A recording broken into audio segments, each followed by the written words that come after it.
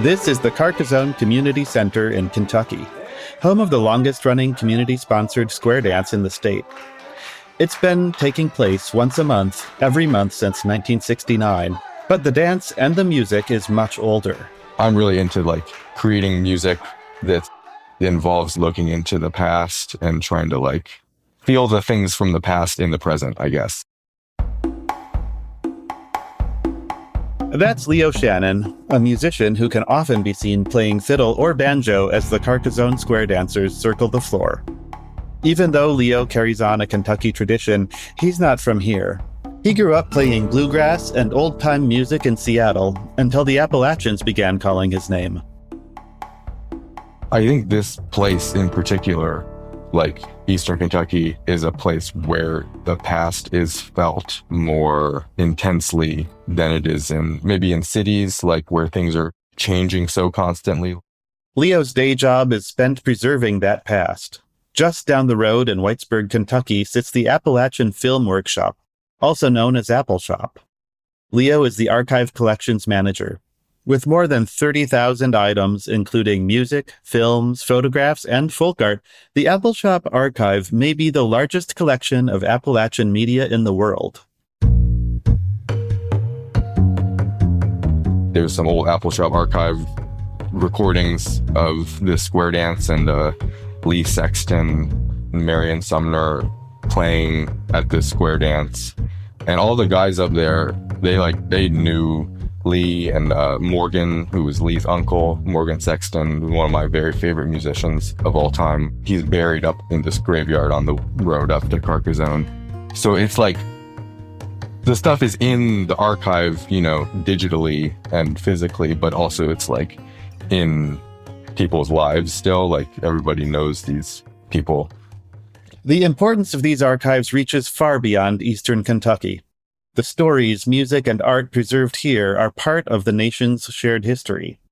A stark reminder of the importance and fragility of this history came when this archive was threatened by a natural disaster, reminding us that what happens in one community can resonate across the entire country. In 2022, a devastating flood put all of that history at risk. People in the community and organizations across the country took quick action to save what they could. But that rescue work isn't over. Appalshop faces other threats, as government funding for culture and the arts has been reduced, or in some cases stripped away altogether, leaving cultural treasures like these in Appalachia in danger of being lost forever. I'm Jesse Johnston, and you're listening to Sound Files, a podcast about the preservation of recorded sounds, supported by the National Recording Preservation Foundation. We're hoping that this podcast offers our listeners a chance to hear some of the amazing stories preserved in audio, as well as to meet some of the people involved in helping us to give new ways to preserve and access these sounds. In this episode, settle in and let the timeless echoes of rural America fill your senses. We're exploring the sounds of Appalachia, an American culture that's often been disregarded and underestimated. We'll learn how a vast collection of Appalachian sounds resonates far beyond this region.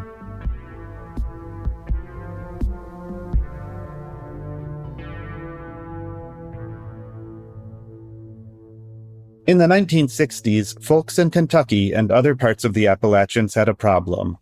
The media had plenty of stories about the Appalachians and the people who lived there, but most of these came from outsiders. Appalshop started as a way for youth in the region to tell their own stories, rather than have other people from other parts of the country tell their stories for them, which often was done with stereotypes. That's Chad Hunter, director and co-founder of the Appalshop Archive.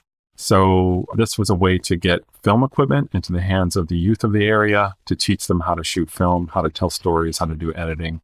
In the 60s, a group called the Community Film Workshop Council funded job training programs to teach film production across the country. In 1969, the council set its sights on the Appalachians.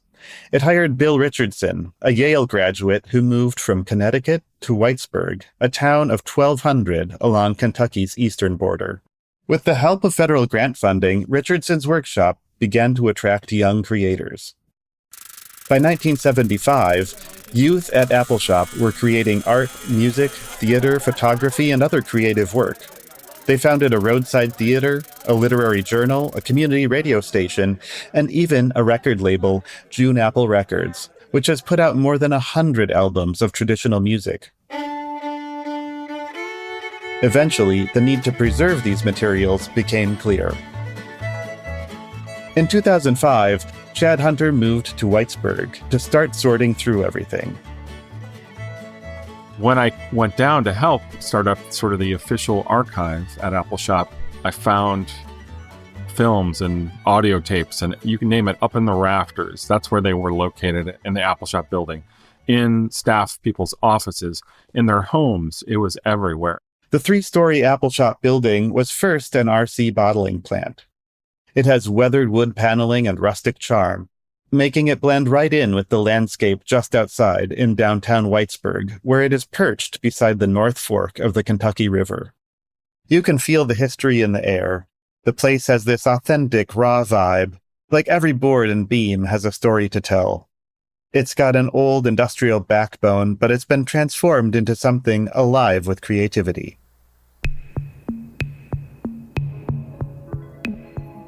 When Bill Richardson bought it back in 1979, it was actually one of the biggest buildings in town, a real landmark. And its $1 million renovation told the town that Appalshop was here for the long haul. Beautiful building. It had many film editing suites, offices, had a performance theater where Appalshop had regular bluegrass, it was called Bluegrass Express Live, bluegrass performances that were extremely popular. And then on that same floor was WMMT, the community radio station studio, where people would come in and sign up to be volunteer DJs and have their own radio programs. So that's on that main floor. There were actually 2 more radio studios up on the second floor, where everything that was pre-recorded would be made there, and including production of some of Appalshop's June Apple recordings, our record label. We're recording it in those studios as well. One of the young people who got to know Appalshop was Derek Mullins. Derek grew up in eastern Kentucky. I was born and raised here. My dad's he's a retired coal miner. When I was a kid, I didn't care at all about local music. I didn't care at all about old-time music. I didn't care about bluegrass. They never taught, local history in school. They never really taught us, local music in school. In a lot of ways, I was ignorant of my culture, but that was by design. Besides Derek's dad, there were a lot of coal miners around here. And in time, Derek began to see how disregard for local culture could lead to disregard for the people who created it. Especially living in an extractive community, when you live in a coal mining community like this, to where it's if you can convince everybody that the culture isn't worth anything, but then what does it matter that you're blowing up mountains? What does it matter that you're giving all of these people health problems? What does it matter that you're poisoning water? If you can really devalue the culture, or if you can at least take that away from people locally, then it kind of makes people give up the fight a lot easier. Because it's okay, well, this is worthless. We're worthless people. This is a worthless thing. Derek's outlook started to change once Appalshop gave him more control over his own story, and stories of the other people around him. When he was a teenager, Derek worked with Appalshop's Appalachian media program. I made a documentary about snake handling churches, and I just really enjoyed the experience, and I just wanted to stick around Appalshop. I was supposed to be there for maybe 4 months, and I ended up being there 8 years. A community becomes dangerous when they understand their culture, because then you have something to fight for. Coal mining has left a deep imprint on the culture of this community, especially its music. Some of the first recordings made by Appalshop's record label came from coal miners themselves, like this one from Nimrod Workman. 42 years, it's a mighty long time to labor and toil down in coal mine. But down Nimrod Workman was a coal miner. He had black lung. He was a ballad singer. Nimrod Workman was born in eastern Kentucky in 1895. He started working in the coal mines when he was just 14 years old. Nimrod's family was full of musicians, and he picked up banjo and songwriting. By the 1970s, when he had retired from being a coal miner, Nimrod's music had earned him a few roles in Hollywood movies. He appeared in Harlan County, USA. I think he makes an appearance in Coal Miner's Daughter. He's singing Amazing Grace at the funeral scene. Nimrod's ballads reflected life for Appalachian coal miners and a slice of history that might otherwise be lost. In 1921, tension between miners and mine owners in West Virginia exploded into a frenzy of violence. Dozens of coal miners began a shootout with local law enforcement who were allied with the mine owners. The fight lasted for days, with each side firing rifles and Gatling guns. The local sheriff even dropped bombs on the miners from airplanes. The hostilities finally ended when federal troops intervened, which the miners took as a sign of victory, because it would force the sheriff to stop denying their constitutional rights. Today, that fight is called the Battle of Blair Mountain, and Nimrod Workman was there, taking up arms to fight for his fellow coal miners. Appalshop wrote a grant through the NEA to launch June Apple Recordings, our record label. And June Apple 1, the very first recording was of Nimrod Workman. It was called To Fit Our Own Category. It is a really beautiful record. He's singing and talking about unions and miners' rights and black lung. It's a really great album. Just this year, in 2025, Appalshop's Nimrod Workman collection was named to the National Recording Registry by the Library of Congress. Appalshop is full of recordings from people like this, capturing the lives and music of people who might otherwise have gone unheard. According to Leo Shannon, banjo player Morgan Sexton is a perfect example.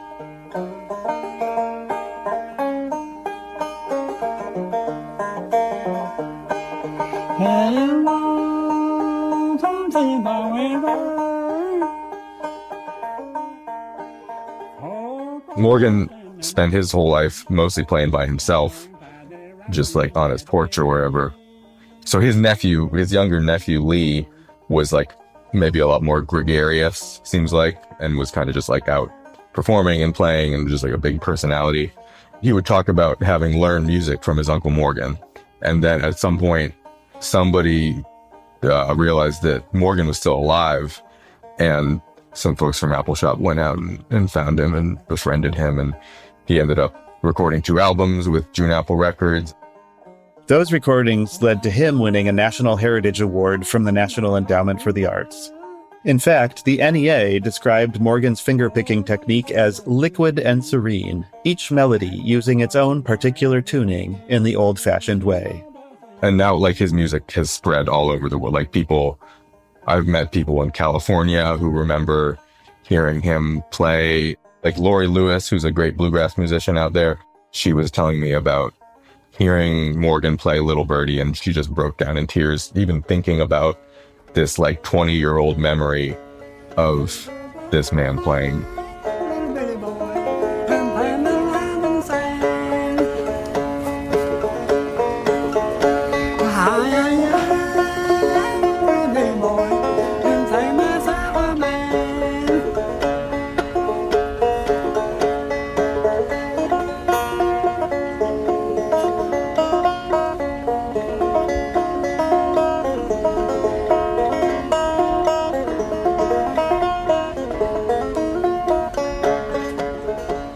In all, Appalshop's record label has released almost 100 albums. And it's not just music. Derek Mullins says the Appalshop archive is home to a wealth of spoken word and storytelling recordings from the region. I think another part about the archive is that, like, this is a storytelling-based community. Is there a James Joyce here? There's a couple of people I could put up against him. That's not to say that we haven't produced that kind of material, but at the end of the day, it's like, it's a storytelling community. Ray Hicks was one such storyteller. One I'm fixing to tell now is about Jack when they took him to the army and he spent 30 years. And at that time, all you got was a suit of clothes and 2 loads of light bread. And they discharged him, and he started home. He come to a little old town, and he met a beggar. And this beggar began to beg for one of them. He was most known for his Jack tales, similar to the Jack who climbed beanstalks and slayed giants, but with a more Appalachian bent. Depending on the story, Jack could outwit thieves, witches, or ogres, often with the help of magic. Hicks had about 50 of these tales in his repertoire, some of which he learned from his grandfather, and some that he conceived himself. So he run back and overtook that beggar and said, "Here," says, "I cheated you." That beggar says, "How?" He says, "Well, I had 2 loaves, and I met one before did you, and said I give him a whole loaf." Having something like Appalshop, you're catching all those talkers. That's something that could easily be lost. It could be so easily lost, because it's just like the spur of the moment. These audio treasures sat in the Appalshop archives alongside films, photographs, and folk art, much of which had yet to be digitized and represented the world's only copies. They were protected in a climate-controlled vault on the ground floor of the building, and their location along the Kentucky River was prime real estate just a few blocks from City Hall. But a few years ago, disaster struck.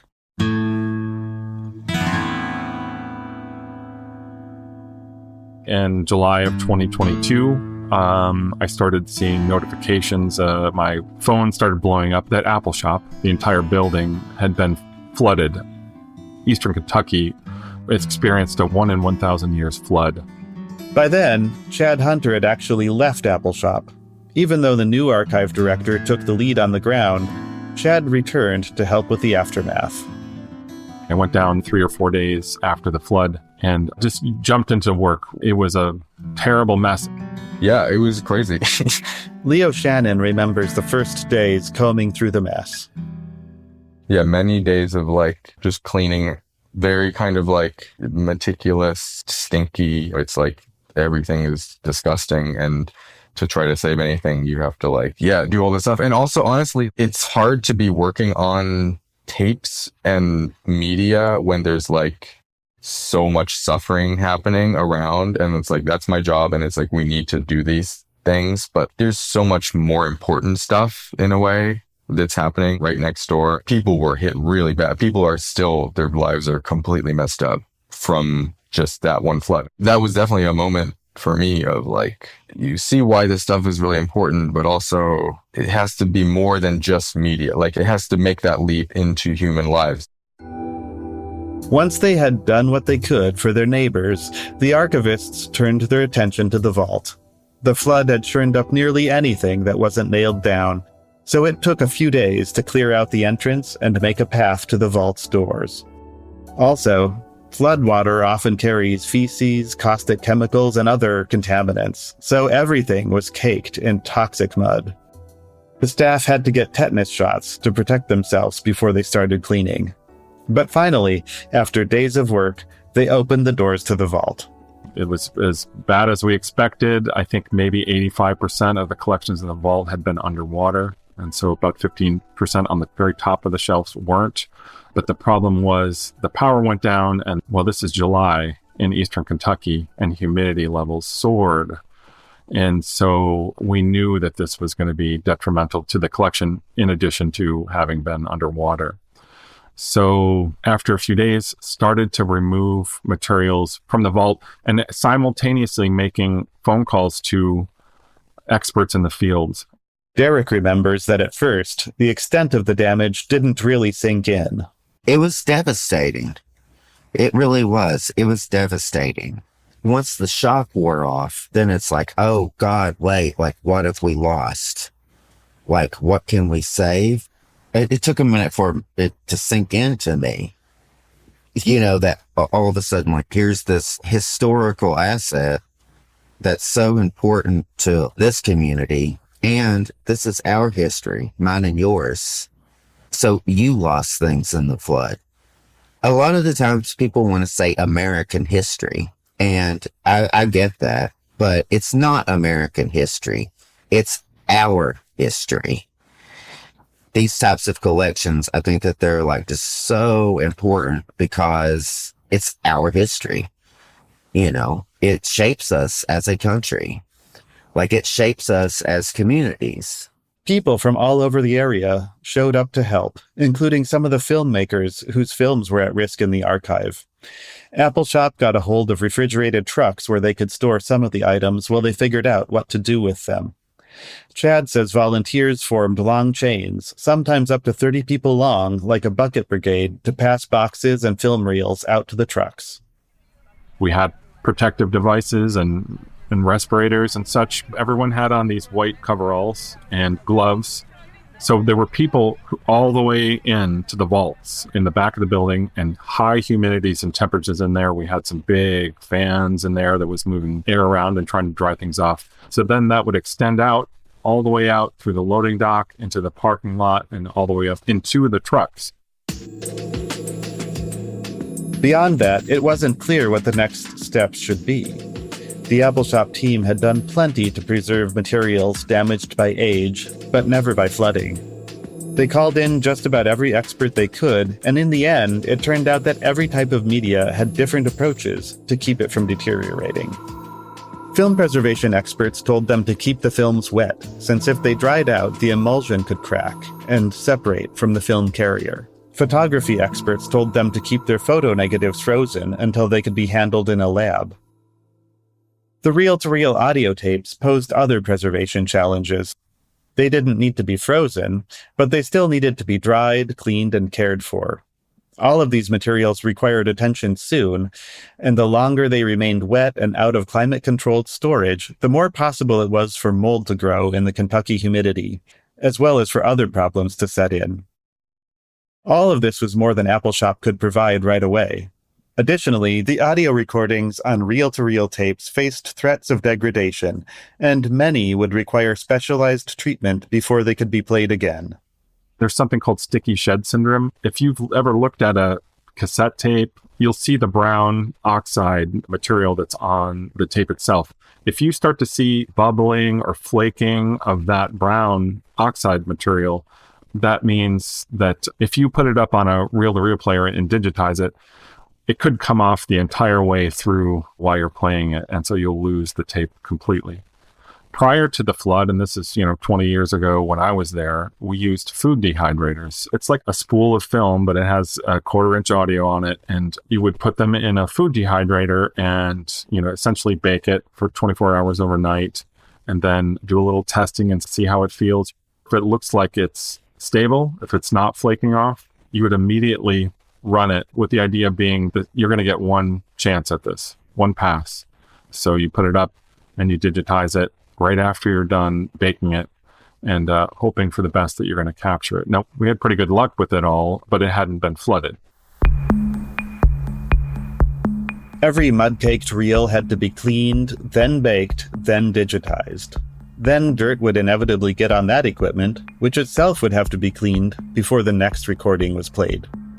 If they were going to digitize the collection before it degraded in the Kentucky humidity, they were going to need a professional lab.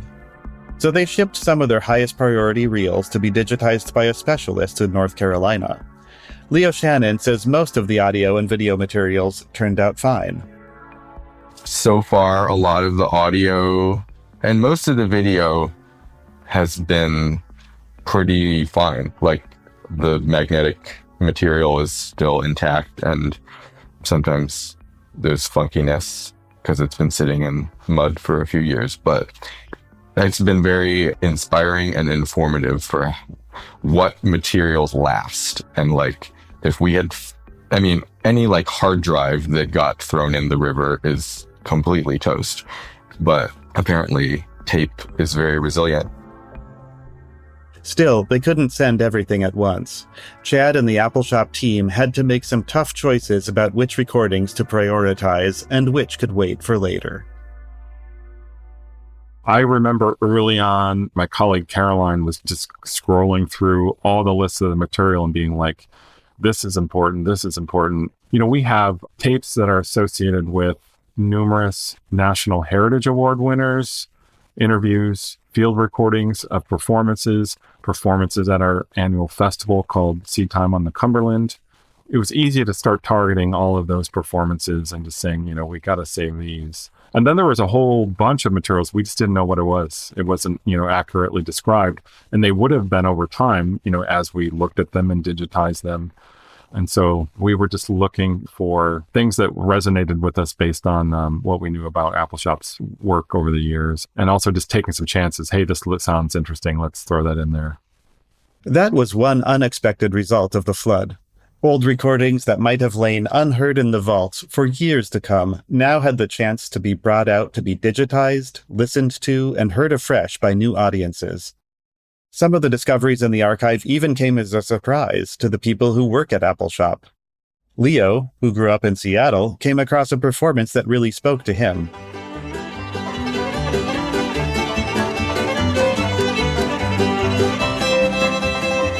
So there's this one recording I found of the Foghorn String Band. They kind of come from the Northwest. Like, I came up listening to their music and seeing them play around at festivals. They began as a Portland-based band and really kicked off a whole generation of young punks who started playing old-time music and really created a regional sound in Portland. They toured all over the world and came and played on Bluegrass Express and the Appalshop Theater. And there's that tape of them playing, and I was so excited to hear these people play in this place that I live now. I mean, people love, you can hear the crowd is so into it. Their music is very just kind of bumping old-time string band music that feels like a freight train. Anyway, there's this part at the end of the concert. How would y'all like to see them back here next year? Would you come out and bring your friends and neighbors and everything? He's like, oh, will you come back and bring your friends and neighbors? And it kind of made me tear up a little because oh yeah, now I'm here.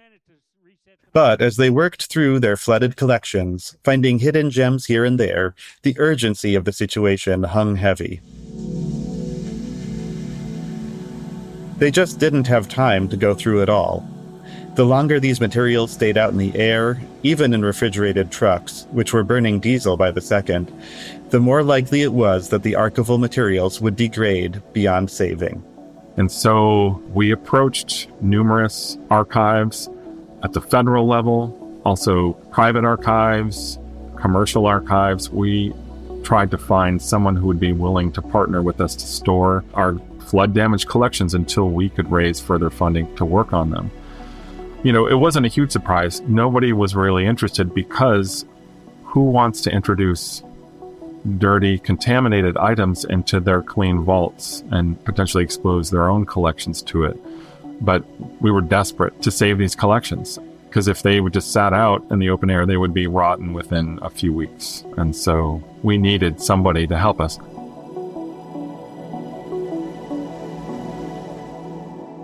Finally, Appalshop did find help.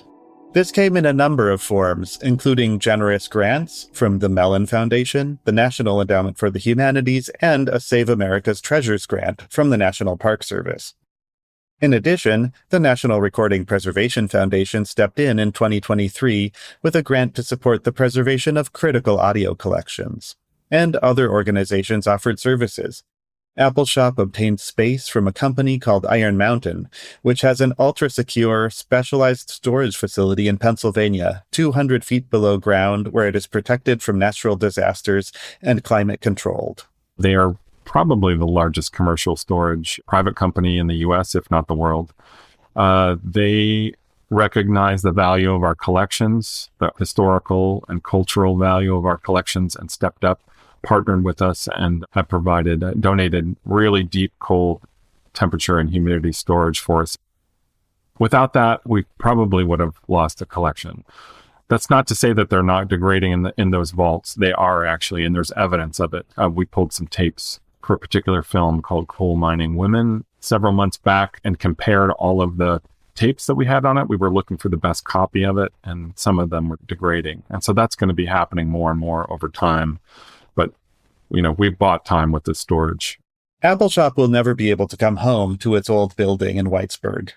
It won't be safe from future floods without some major renovations, and even then, nothing can be kept on the first floor. For now, Appalshop occupies offices above a Dollar General in Jenkins, Kentucky, just a few miles down the road from Whitesburg. But they have plans for something more permanent. 500 feet above those offices in Jenkins, Kentucky, is a historic hospital. In fact, one of our filmmakers, Herbie Smith, was born in that hospital. It has been decaying for decades, but it's got a prominent place in the history of Jenkins, and it's very well protected from any future flooding. And so we were able to purchase that, and we have dreams of creating a new facility up there that's going to house the archive and maybe some other things up there eventually. We're dreaming about it, and we want to hear back from the Jenkins community to find out what they would like as part of that building in the future. This new facility will help Appalshop continue to preserve the history of Appalachia. But Appalshop is not just a building. It's the work and the people. And the work is still at risk. Appalshop has received federal funding going back to the early 1970s. In the aftermath of the 2022 flood, the team relied on federal grants to send their flooded materials to facilities that could digitize them before they decayed. But in 2025, the federal government canceled several different grants that funded parts of Appalshop's work. The problem is bigger than Appalshop. Similar funding cutbacks threaten support for preservation in libraries, archives, and cultural organizations across the board. And the cutbacks put Appalshop in a tight spot. We received notice that the federal grants that we had received from IMLS, the Institute of Museum and Library Services, and then also 2 NEH grants that were helping us to preserve our photo negative collections and also to record Black voices and experiences in Appalachia. Those were terminated. So those materials, yes, we're in the same boat as a lot of other organizations and institutions and archives around the country. What is different for us is that our materials were flooded, and they are much higher at risk to degrade than other collections. And so they are sitting on shelves right now, degrading and waiting for further funding to help preserve them. And so that's what we're charged with. That's what we're facing, is to try to make up for some of those funds and to get creative and to try to figure out how to clean and transfer as much as we can. With the help of Appalshop, these jewels of Appalachian culture are still available today. And the people who grew up in these mountains can still pass them down. Derek Mullins grew up not caring much about Appalachian music, but after working with Appalshop, he sees his roots in a new way. But those are all of the songs that, like, when people came here, they held on to them as tight as they could hold on to them, because it reminded them of the old country, or it reminded them of the culture that they left behind so that they could come to America and have a better life. And that makes it even more important, as I see it, because it's like, like that's a piece of you that, like, you're not going to leave behind. So it's like one of those things, like I can leave the mountains, like, and I have, I've lived all over the place. Like I can leave the mountains, but as long as I hold on to those stories, as long as I hold on to those songs, the mountains never leave me. The Sound Files podcast is presented by the National Recording Preservation Foundation, an independent nonprofit established by the Library of Congress with generous support from the University of Michigan School of Information and other NRPF supporters. To learn more about the foundation, visit us at recordingpreservation.org, where you can learn about other organizations that have received support from the NRPF, or you can make a donation to support our preservation programs. The Sound Files senior producer and editor is Teresa Carey, with writer Ashley Hamer-Pritchard, script editor Jacob Pinter, and sound engineer Steve Lack, with original music by Evan Haywood. I'm Jesse Johnston, creator of Sound Files and clinical assistant professor at the University of Michigan School of Information. Remember, every sound tells a story. Let's keep preserving them.